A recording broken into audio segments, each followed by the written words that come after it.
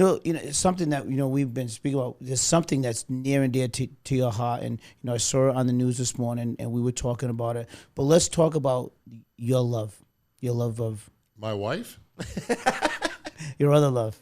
Oh, my Labrador. Oh my gosh, my Labrador, he's the best. You said there was one thing that was number one, other than, of course, your wife. Rugby. That's rugby, it. Absolutely rugby. It's my absolute passion. It's such a community-based program in so many ways.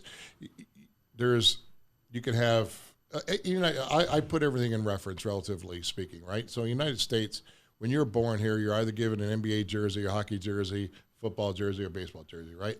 But if you go to probably half the countries around the world, it's the third most popular sport. And it's, you don't need a whole lot of equipment. In fact, you don't need any equipment, theoretically. And you could just pick up the ball and run with it. And that's actually how the game was developed. It was the concept of just picking up the ball and running with it versus kicking the ball. And so the game of rugby was actually invented in about 1823. And it's actually football, American football, forefather. Because the word touchdown, as an example, derived from rugby. The backward lateral pass is from rugby. So all the original laws or rules that were put in the NFL or other college games were originated from rugby. And so where I'm getting back is the community side of things, because club sport is a very big club sport, but the biggest part of it is the true Title IX physical sport. There is no difference between a men's and women's game, the boys and girls game. There's none. So from a contact standpoint, it's truly one of the premier contact sports that truly defines commonality between genders. And then the second part of that is that, again, you don't need a lot of people to play the game. You just need to have an understanding of how to get involved. And most times it's, a friend or somebody who knows the game and say, hey, you should come out to training or you should get in doing this. And one of the things that we've worked on is really building the community around a uniqueness of the sport. The sport itself is very different than every other one, like hockey, and I love hockey. Used to play semi-pro soccer in New York.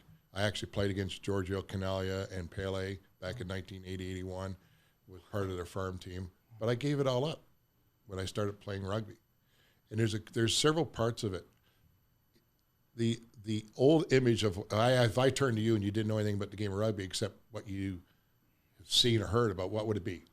Massive drinking, big brawly people, and all that kind of stuff. Well, that's true. That's true, right, to a certain extent. I mean, that's the social side of things.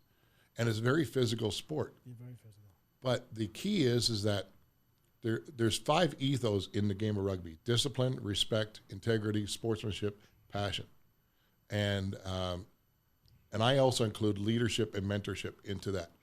And when I look at that, and you look at some of the top executives who have operated in the United States, like Mark Cuban, as an example, played rugby.